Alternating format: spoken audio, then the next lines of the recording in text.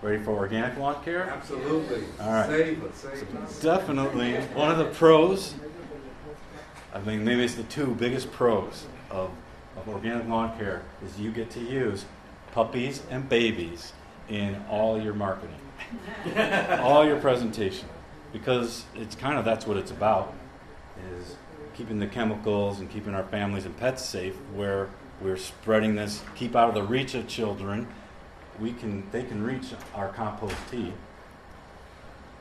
And I think the biggest pro is if you get good at it, you can end up using fewer resources. And the resources we are using, as you'll see in the formulas, are sustainable. They're all byproducts of natural things that are around us in our yards. It's definitely non-toxic if you're doing it right. You'll hear that there are, let's say, organic herbicides. And those are still toxic because it'll kill the plant. It's just that the how it's manufactured is coming from usually plant oils, just not toxic chemicals. So it comes at it a different way. But it's still toxic because it'll kill the plants. We're also now learning about trying to keep the bees alive. Got the bees, the butterflies. You know, we rarely think of our insect in the ecosystem. So what organic lawn care is able to do is promote much more biodiverse ecosystem in our yards. And we're seeing that that's what's important. It's future oriented because we're getting more and more demand. People are understanding that crazy disconnect of how traditional lawn care is. And if you're doing it right, you will lower your costs over time because you don't have to apply till you die if you get an organic care program going. All right, so then there are also some cons to this. And this is the big one. It requires knowledge and understanding. Right? The no thinking, no thank you. It's part of the gray revolution, this green revolution. The gray of your brain. We have to learn this, how this works. I didn't just go into Home Depot, buy a bag, rip it open, don't read the instructions and pour it out. It took 2 to 3 years to learn all of this properly, and then you get it because it's science. It's earth science. And it does take a little time to get going. With the lawn or yard has been sterilized from overuse of the chemicals, then bringing back that life, that soil food web, takes a few years. We say 3 to 5. And then a population can be self-supporting, and then you've done it right, and then you just need to top it off every now and then. You do have to have a little weed tolerance. We are not going to be achieving that perfect picture from the first slide. That's not achievable in reality without the green lenses and this overuse of chemicals. So you got to have a little weed tolerance. But I'll show you that our programs work, that just a little bit here and there is easier to manage than when it's the full lawn, of course. And it appears to have higher costs. Again, I'm not running into a store and ripping this open. We at least build our own compost tea, and you'll be getting compost from around the neighborhood and other stores. So they appear to have higher costs. And it's definitely not a 4-step process. It's kind of a seasonal, ongoing process, as you'll see. Because everyone's used to the 4 steps, right? Scott's 4 step. Number 1, what comes after 2? 3. Okay. That's all you need to know. That's right. Okay. So those are the pros and cons. Any questions on that? Anything on the pros? I have. Sure. If you don't put any toxics on your lawn and you have a lawn that's completely full of weeds, will the organic natural method work because the lawn's already completely full of weeds? Yeah. The question is, if your lawn is already all weeds, will organic work? No. Because all you've got is weeds. And we're going to get to that. So if you don't own the real estate, but that's getting ahead. We definitely have that slide coming up. Any other questions? Okay. All right. So, guys, it's spring, and that's when you start to see these little critters on your lawns. Go out there one morning, your coffee. You look outside. There's this guy out there. Maybe this one. There's 2 different species. You never see them in the lawn, in the garden beds. You only see them on the lawn. It's really weird. But they're coming out now. And what's funny is you don't ever see them in the forest or on the prairie. So it's like, well, why is that? Why aren't they out fertilizing the forest? They don't need it. It doesn't need it. Well, why doesn't it need it? Because it comes naturally. From the leaves decaying, breaking down from leaf to leaf mulch to compost to soil. This is where soil comes from. This is the only source of topsoil in the world, is from leaves. Certain minerals can come out of the rock, but soil comes from plants. The end. Thanks for coming. So this, and once you start to know that this is nature's secret, nature's formula, you'll start to get that incorporated into your organic program. So let's go over some science and strategies. Isn't that an aha moment, you guys? Who went, everyone together.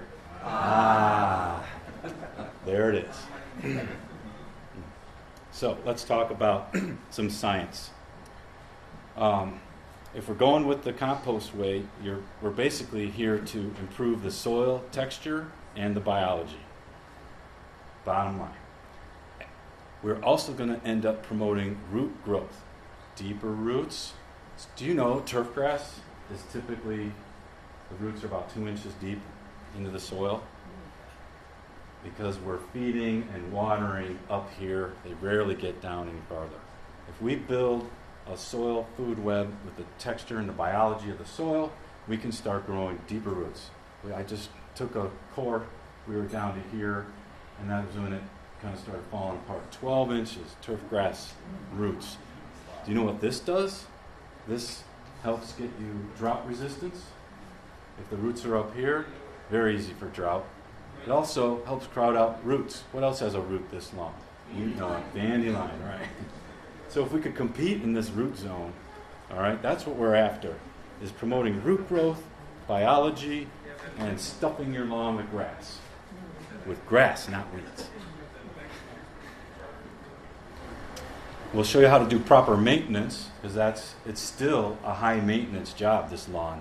Just because we're going organic doesn't mean you get out of watering and mowing. But we got other ways to do that.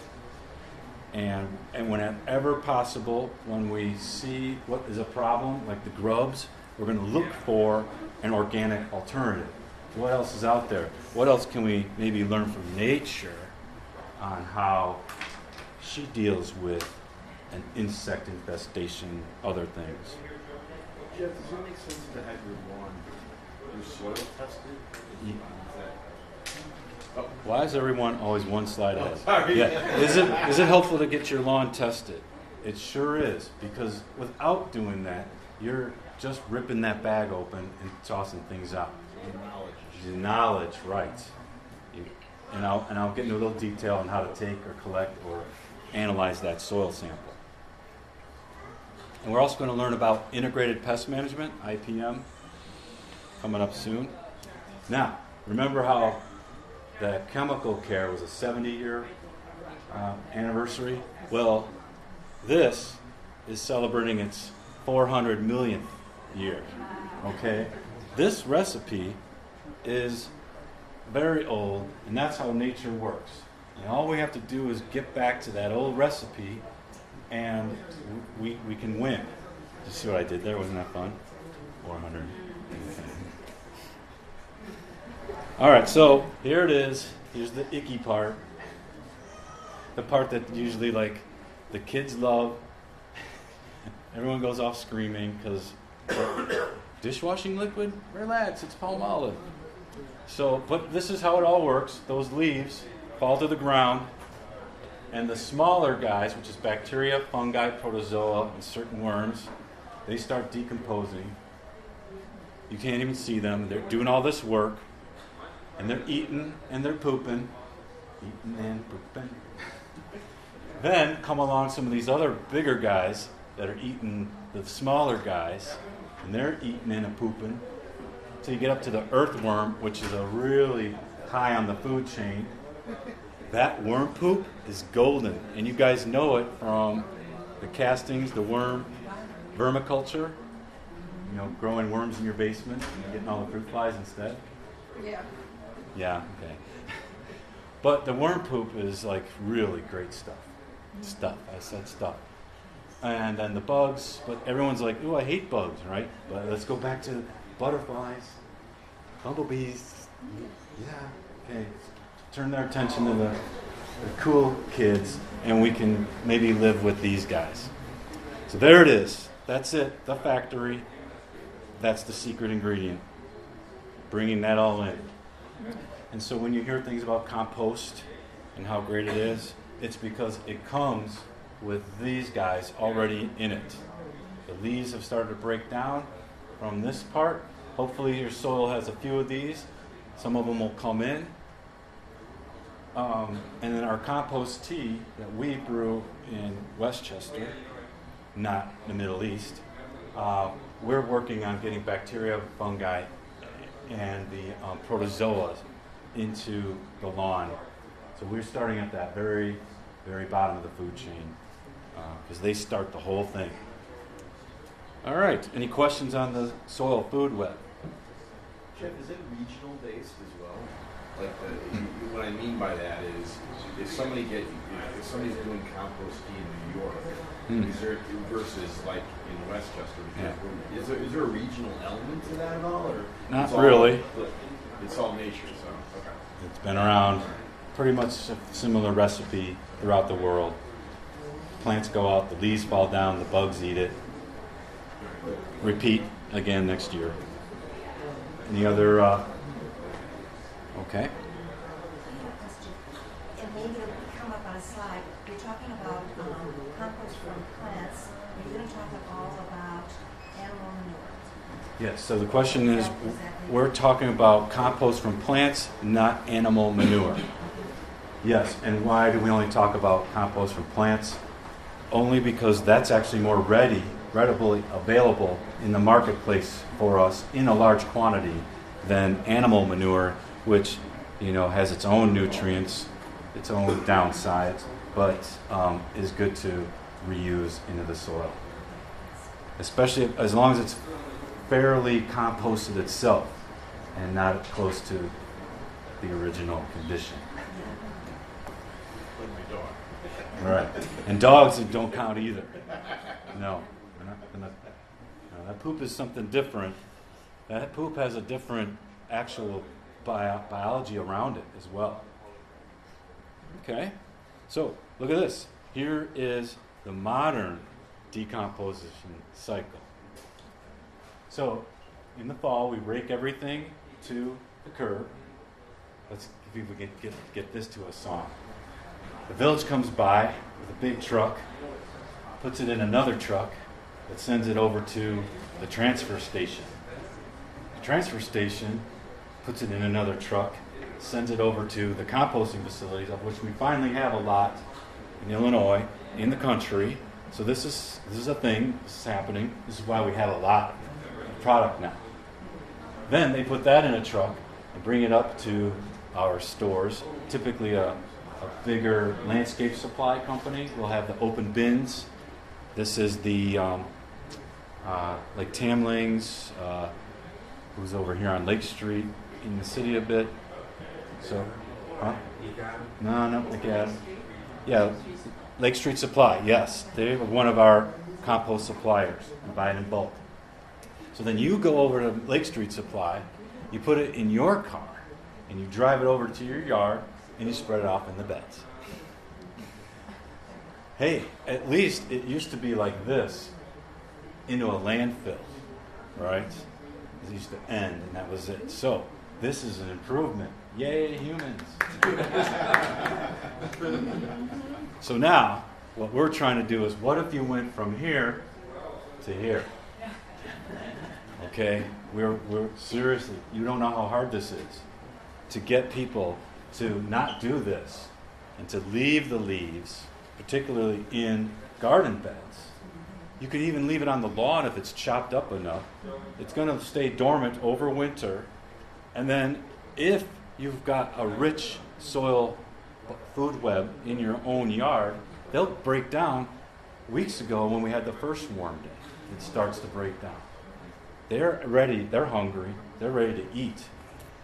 So you guys, as we go along, and if you have a success story in your yard or your neighborhood, we want you to tell the Deep Roots Project what you're seeing as we try to go from here to here instead of like this. It's a work in progress, and that's your next assignment, humans. All right, so any questions on that? Okay.